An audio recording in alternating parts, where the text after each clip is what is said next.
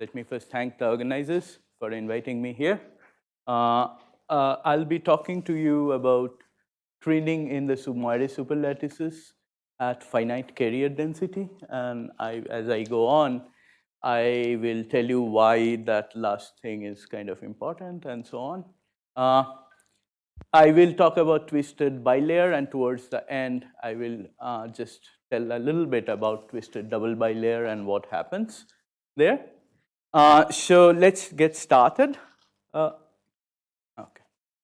Yeah, so by now you are familiar with this idea that if you had graphene, you had another layer of graphene and you put them together, but you put them a little bit rotated, you would end up with this kind of a Moire pattern. So you have two layers of graphene which are stacked on top of each other, but rotated with respect to each other. And this forms a Moire superlattice, where the superlattice scale is controlled by the twist angle. Okay? So the smaller the twist angle, the larger the superlattice scale here. Which also means that because you have a superlattice, the original band structure will now split up into Moire minibands, and these Moire minibands will also be controlled by the twist because that takes care of the scale of the superlattice here. Okay? This has given rise to the general idea that, I mean, people have always trying to look at ways to control the electronic structure of materials by various knobs. In 2D materials, there are various ways people have thought of in graphene, adding add atoms, in bilayer graphene, putting electric fields, and so on. Now you have a new knob where you can change the twist angle, and that will change the electronic band structure of this. And this is what people are now calling twistronics. So it's not just graphene, it's applied to other 2D material, bilayer graphene, etc. So you have a general idea that you can take a 2D material, put another 2D material, rotate it, and keep changing its band structure. Okay. Now, so let's look a little bit at the band structure of the twisted bilayer graphene. This was worked out by Bistritzer and McDonald in 2011, way before the current set of experiments came into picture. So the idea is, because of the rotation, if you think of the original Brillouin zone of the two layers, they are rotated with respect to each other.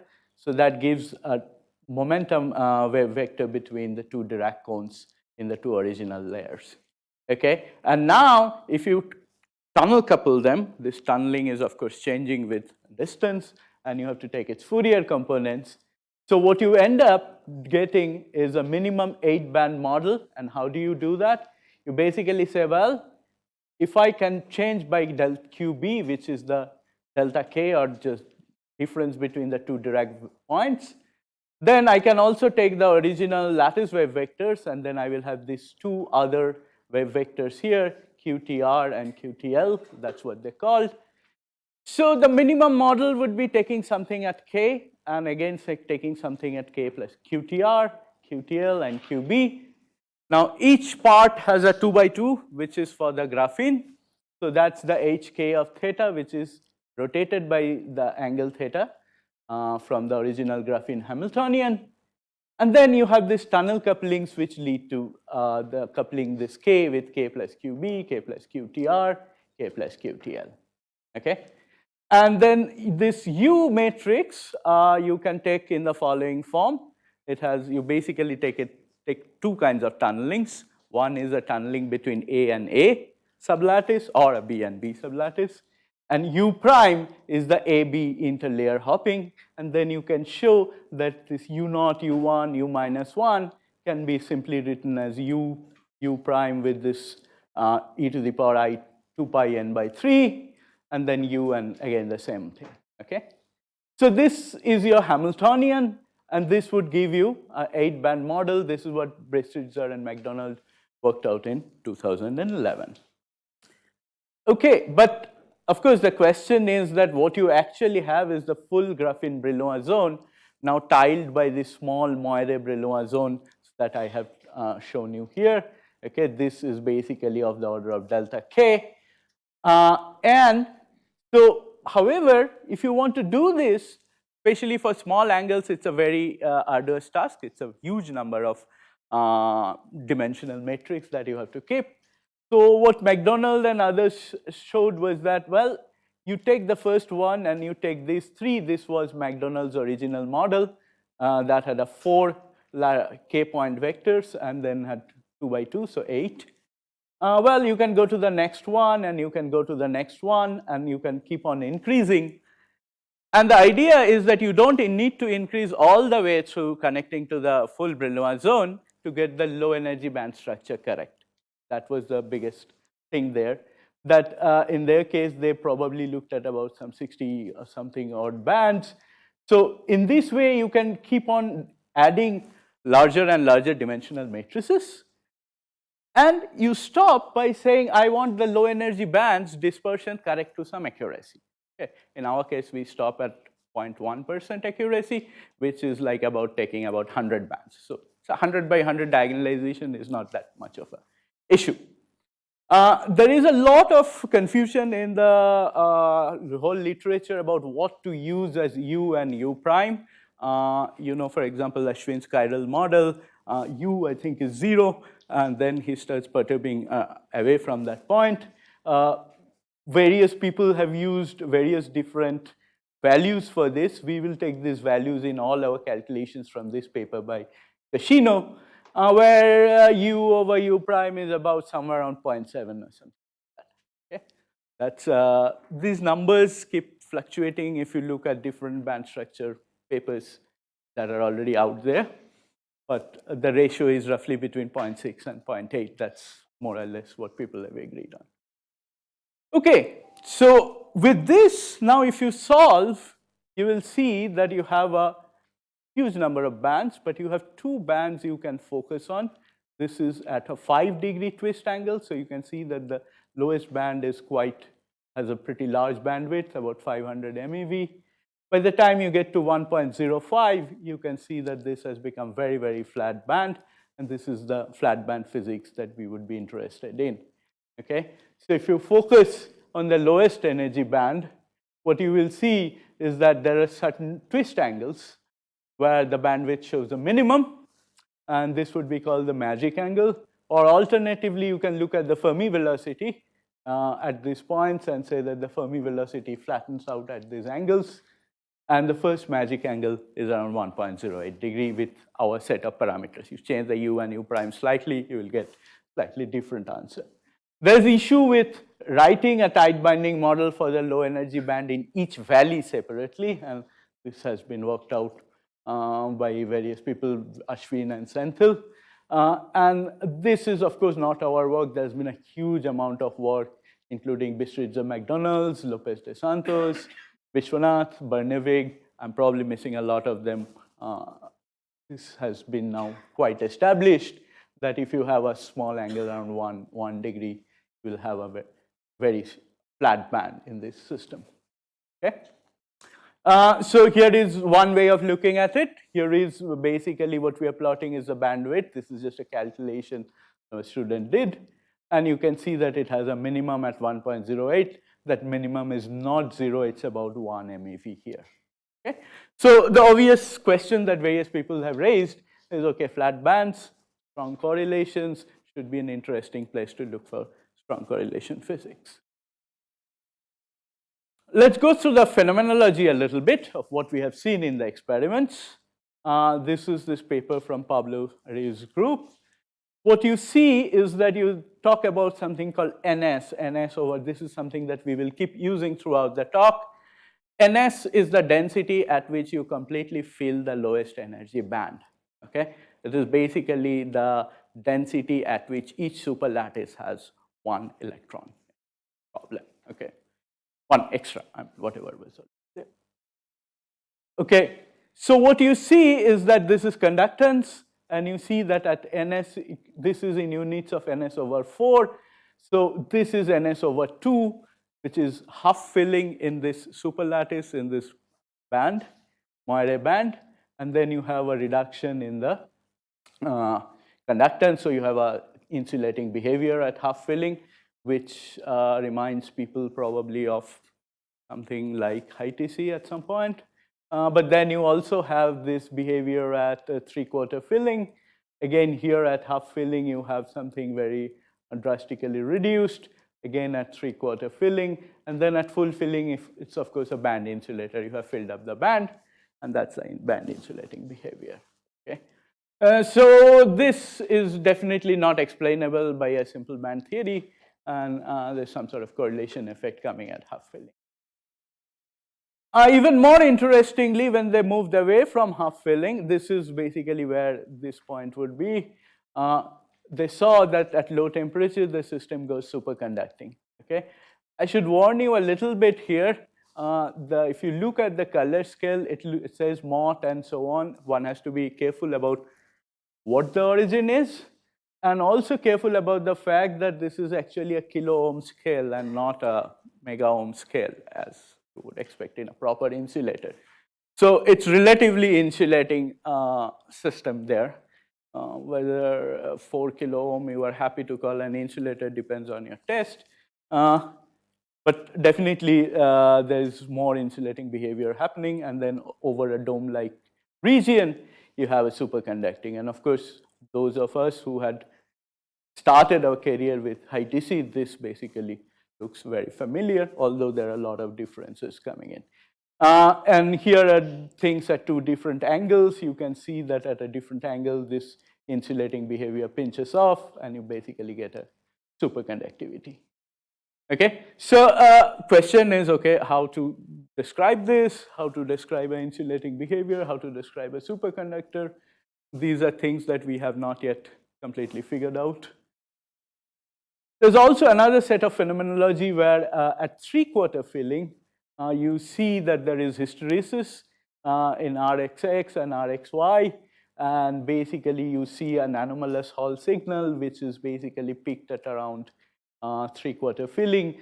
So there seems to be evidence of emergent ferromagnetism at 3/4 filling. Okay, it's not there at 1/4 filling. At least people have not seen it very clearly, but 3/4 filling, it is there. So you seem to be getting lots of correlated states, different kind of symmetry broken states at least, in these systems. As you do things at finite doping, okay? So now the point of saying all of this is that all the interesting physics is not happening at zero doping. It's happening either at half filling, it's either happening at 3/4 filling. So we need to understand the system at a finite carrier density, what is happening. Okay, so with that, I will now try to go into my set of questions, which is, what can we say about the role of screening of the Coulomb interactions in this system? Okay, so why do we care about screening in these systems? Well, several mechanisms have been proposed for superconductivity. Short-range electron-electron interactions, which then create various kinds of ordered states. Now, in absence of, there's no experimental determination of the short-range interactions, okay? Like in cuprates, at least you had some way of determining your Hubbard U from charge gaps or various other, you have band structure, and then you can get the magnetic scale, and you can get a U. So here, till now, there is nothing which gives you an experimental determination of the value of the interactions. So it requires modeling of the screening of Coulomb interactions to get these parameters, or to get even a semblance of what the parameters would look like. And note that for the correlated insulator, the commensuration is on the Moire lattice scale. So when I put one electron in the Moire lattice scale, in real space, it can jitter around a lot. So probably when you are talking about some sort of an interaction energy, you're thinking of a blob of this superlattice and asking for the charging energy of this blob, which is on a length scale which is quite large, which means you would probably like to look at screening of Coulomb interaction on long wavelength scales, and then think about what the answers are. People have also proposed that, okay, these things can be due to electron-phonon couplings. But again, as we know, if this is true, and as we know from old BCS superconductor works, like screening of Coulomb interactions is actually necessary for electron-phonon mechanism to work. If you give bare Coulomb interaction, you don't end up with a superconductor, even when you put electron-phonon into the picture. This is probably less famous paper, but Bardeen and Pines worked that out before the original BCS paper came out and so on. Screening also determines response to charge and spin impurities in the system. For example, if you put an impurity and you want to look at the density oscillations around it, like Friedel oscillations and so on, that will again be determined by screening. So in general, that tells us that we should look at screening, how the Coulomb interaction is screened in these systems. So let us look at this. So what we will do is we will look at screening within the random phase approximation. So there's a bare Coulomb interaction. This is in 2 dimensions. It's a 1/q interaction.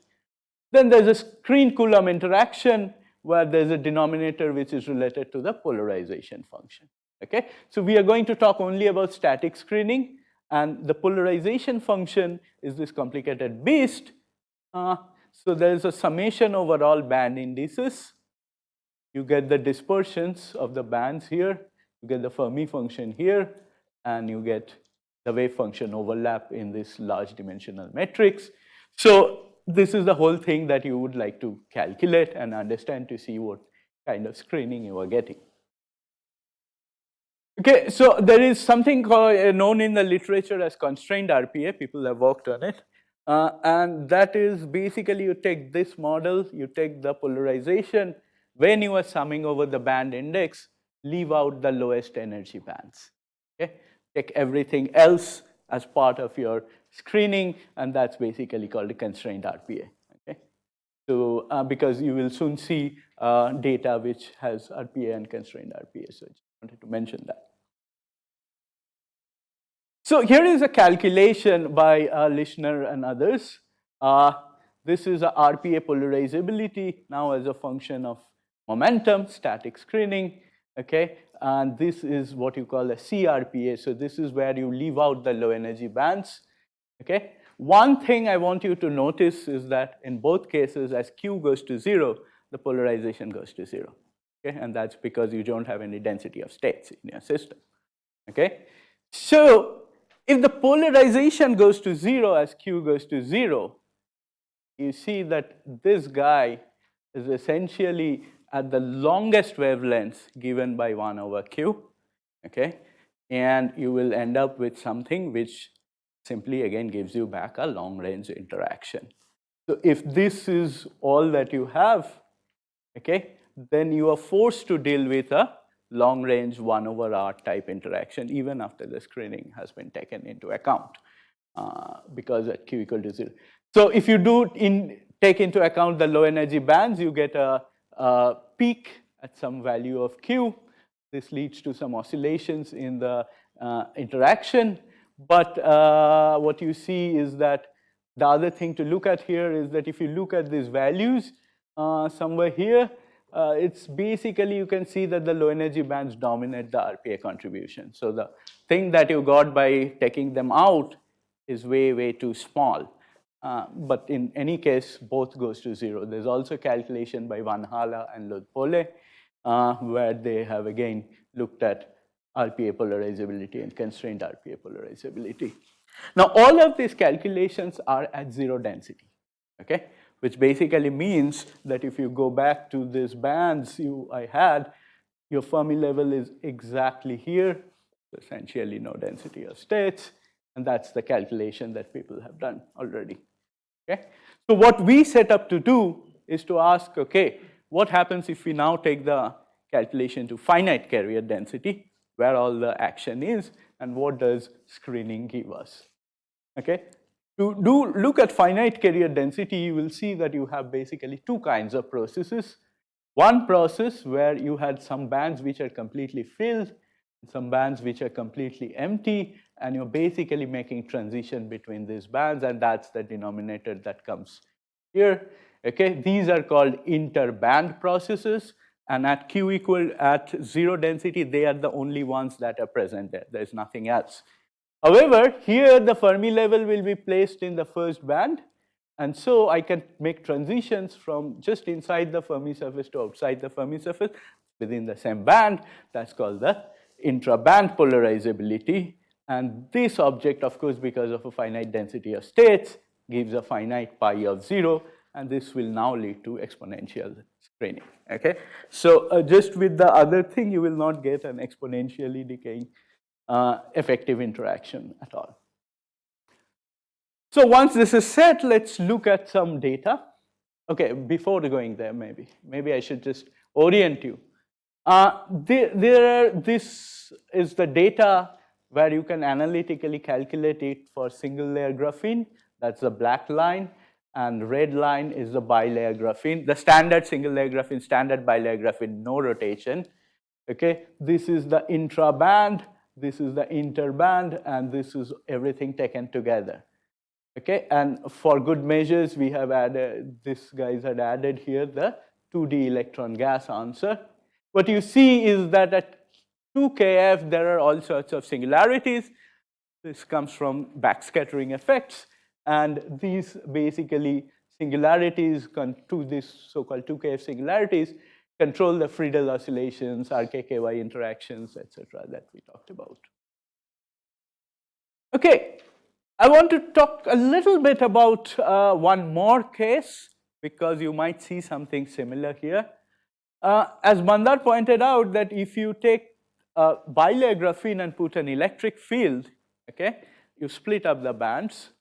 But if you look at the lowest end of these bands, you essentially have a dispersion which looks like a Mexican hat. Okay? Now, most of the times you would not see the effects of this because you have disorder and so on and so forth. But if you could, then you would get an annular Fermi surface, okay, with multiple Fermi surface branches. And when you do the calculation for polarization, again here, we did it some years back, you see that you get multiple singularities, and these multiple singularities correspond to 2 times the small k, 2 times the large k, and k1 plus k2, okay? So once you see that there are multiple surfaces, you will see that there are multiple singularities that come into your function. Okay, so with this sort of introduction, let us see what we can get out of our calculations. So this is a calculation done with my student Unmesh Gharai, who is here. It's still unpublished. So what I am showing you is a calculation for the intra-band polarizability here at a twist angle of 1.08 degree and at a density of half filling. Okay. Now the point of this graph is I have taken cuts along various direction in Q space and plotted it, and you see that the polarizability is not anisotropic, it's more or less isotropic. Okay. This is the interband graph, again very isotropic at low Q, maybe at large Q there are a little bit of changes here and there, but on a scale there's nothing much. So the point of saying all of this is I will focus only on the cut along the x-axis or the 0, but we have checked that things along other axes follow the same. It's just for presentation purposes, we will only look at a particular cut. Okay, so that's the first thing that you need to know. The second thing that you need to, we can see is now suppose I fix the density at a half filling and I go change my twist angles. Okay, so you have 1.05 which is black, 1.08 which is magic angle, 1.1 again out of the magic angle, 1.5 and 3 are lying here. So what you see is that, of course, screening is largest when you have the magic angle. Not surprising, your bandwidth has gone down, your density of states would have gone up. But what you also see is that there is a very rapid rise in screening, like 1.05 to 1.1, it has gone up and come down. Okay, so basically the polarizability of the screening is much higher, very close to the magic angle, and there's a very rapid rise. You miss a few angles and you will basically see it gone. Okay, this is what happens to the interband. Now I want you to look at the numbers here because these are plotted in absolute units. Okay, so if you look at the absolute units, you see that this is about 1 and this is about 0.14. So it's completely dominated by the intraband susceptibility, okay, or intraband polarizability. And you can take the total, and basically you will see essentially something that looks like this. Okay. So basically, if you were only plotting this, which you are plotting at zero density, you are missing the most part of the screening here. Now let's look at something closer, something at polarization just above the magic angle. Okay. Now you see this singularity is again coming up. Nothing in here, and then in the total you will again get the singularities back. The way to understand this is the following. This is what the Fermi surface looks like.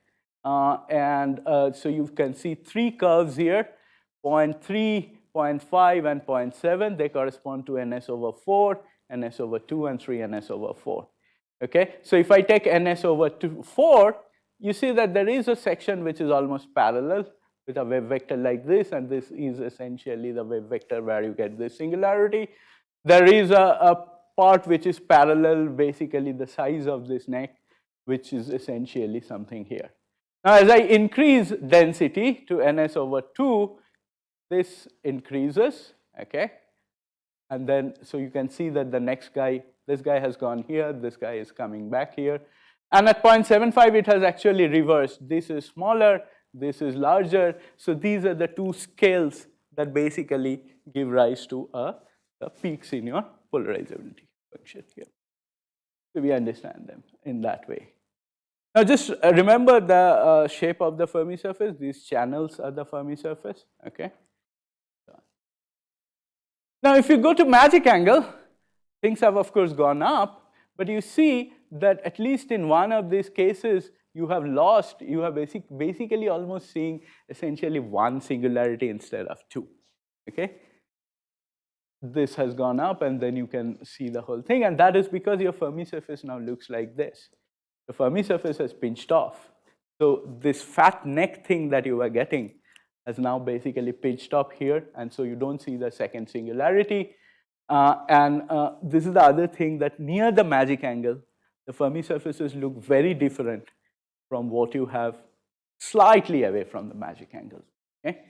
So that's the other thing that happens here. Okay. Now, once we have taken all this into account, we can ask, what about if we go slightly above the magic angle? And lo and behold, we are back to, I don't think the curves are very prominent here, but it's basically something similar to what we had just below. But just remember one thing. Here, the orientation was like this. Here, the orientation is like that. Okay, so the whole thing is changed, and this is on the same valley. You are not rotating the valley. Okay, on the same valley, you're basically having something which was looking like this has gone to that by basically shrinking and pinching off. That's the physics that is then reflected in the screening functions. Okay. Okay, so what about, suppose we look at this, and then we'll try to look at double bilayer graphene, which is what Mandar was actually doing his experiments on. Again, you end up with a minimal model of 16 bands, and you have 2 layers of bilayer graphene stacked on top of each other. You can again do the calculations. You will have a flat band near the magic angle, and all of that in place. Mandar has already talked about this set of data where we looked at some of the band theory out of this and then tried to match with their data, so I will not dwell on this too much. What we will do is, here is the screening in twisted double bilayer graphene. Okay, again, you see the same thing. Here I have just put things on the same page. You can see that there is a pinch off happening and the direction of the Fermi surface changing. And if you look at these guys, you will again see that there are a lot of these singularities which can be matched to the size of these wave vectors. Okay, so the last thing we would like to point out is that, if you have a twisted double bilayer graphene, it is better screened than twisted bilayer graphene at magic angle. So this is twisted bilayer graphene. This is twisted double bilayer graphene, and you can see that the scales have gone up to from 1.1 to 5.6 and so on. Now you can ask, okay, so what do you get out of, so okay, that's one set of statements, but what is the effective interaction which comes out of this screening?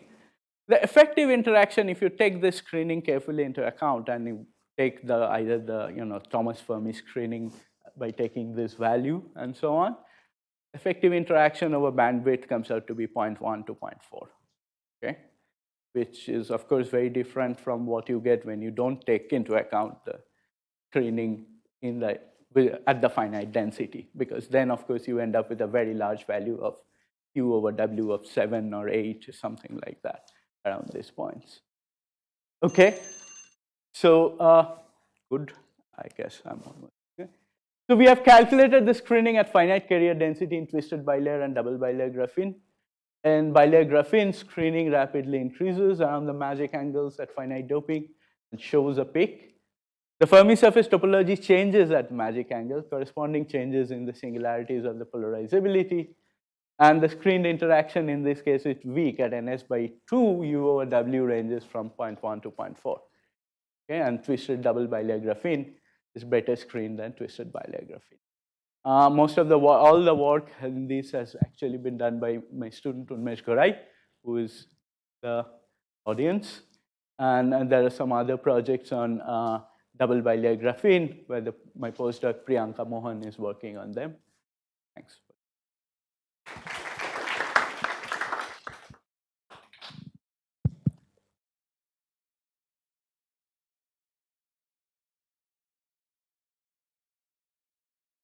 Small question. What is the Thomas Fermi screening length you extract? So the Thomas Fermi screening length that you extract, well, it depends on at what density, but let's say at magic angle at half filling, the Thomas Fermi screening length is a few original lattice spacings.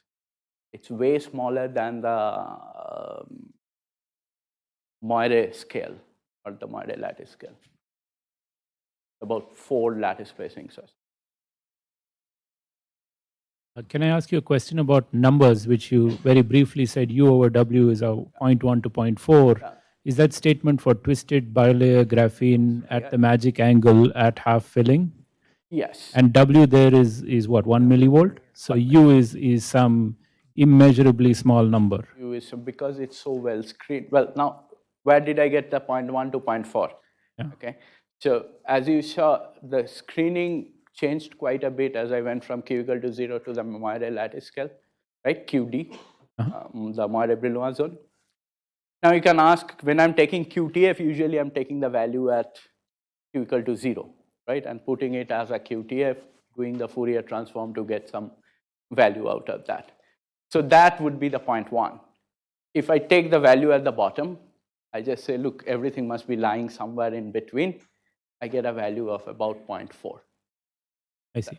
That is what U over W is doing. Sorry, yeah, but 0.4 is still 0.4 millivolts according to, so that would somehow seem very inconsistent, even with transport experiments where the gaps measured are on the order of a couple of millivolts, which tend to underestimate the true gaps in the system. So there are 2 things there. One is static screening usually overestimates screening. That is also true. So the next thing on our agenda is to actually do the dynamic calculation. And B, I am using the Bayer band structure.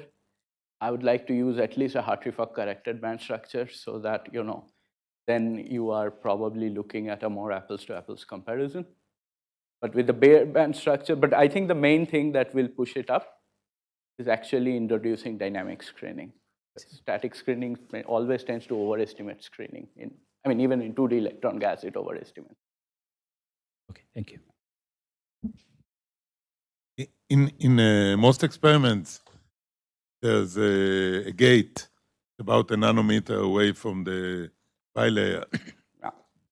I assume it would contribute quite a bit to screening. So how does it affect? In this calculation, we have not taken that into account because, but at a gate at 1 nanometer would basically put a boundary condition, essentially. So we are taking 1 over R as our Coulomb, Bayer Coulomb. That's the 1 over Q, right? That would get changed by whatever, something where you are putting two screening plates essentially here. That's Right, so it would change it to 1 over r cubed, R cube, yes. which probably would make a big difference. It will make a big difference. We have not done that calculation. We are in the process of now getting it. So the reason it took us a while to even do this calculation is because once the Fermi surfaces get very, pinching off or so on, somehow it's just a numerical point that your integration grids have to be taken very, very, very, very small to get those effects into account. Otherwise, you are going to miss the part where there's a Fermi surface. There's a lot of density of states because it's curving back, right? So that's what, but you are right. We should do that calculation and then look at the full answer after. Hello? Yeah. Okay. So you're using basically a Fermi surface, right? Yeah. And then, but I thought at ns over 2, it was actually a Mott insulator, the actual observed state. Yeah, so, well, as I said, it depends on, okay, so when you are trying to get a charging energy type of a calculation, when you're trying to get an energy of Q, you would probably first like to do it on a non-interacting system, calculate it, and then put it back to see whether that drives you towards some insulating state. That's not the calculation we are doing. We are saying from the pair calculation, what is the effective value of U you would get? Then you would put in probably some strong correlation calculation to get to the insulator. That's the idea. Or other way of saying is just raise the temperature bit, and you are out of the insulator, right? It's a 4 kilo ohm insulator. A little bit of temperature will kill that, and maybe in that normal state, we are doing the calculation. Rajdeep, so I have a similar question like Adi asked about effect of substrate and so on. But the second, I just curious to know what happened this number for Moire superlattices. I mean graphene and boronite, right? Which is very close to like 1 degree angle. And you have again some sort of the saddle point and sort of flat band kind of thing. These numbers are drastically different than your screening. See, the question here is at what densities? What carrier densities? Right. See, if we were at 0 carrier density, then of course the screening is really bad, and then Right, you would yeah, be large. right. So even in that, you would have to, I mean, we can do the calculation, but then the answer would very much depend on what density you are calculating. I think the van of singularity there also they see close to center might be in between. So here in the van of, the Fermi surface touches the van of somewhere around ns over 4. So that's why the ns over 4 is really large. Then it comes down. That effect as a function of density, that ns over 4 is larger than ns over 2 and then n3 ns over 4, basically distance from Hanov. The second point, so that this you have an expect to see some cone anomaly.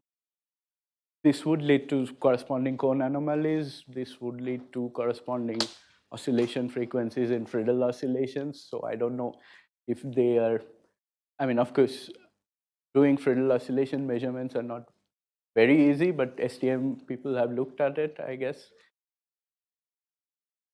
Raman can be done. So let's thank the speaker. Not part of this calculation that you are asking, should I couple the phonons and then see? Yes, and this is the first baby step. We do plan to do a series of calculations. Yeah. Yeah, so what you would like to do is now take the phonons into account. Then there is usually a calculation you can do where this gets dressed by the phonons and so on. And so that would be the. So there are lots of things we have missed out here. As Adi said, there are plates which would modify the interaction. There are phonons and so on. There's disorder.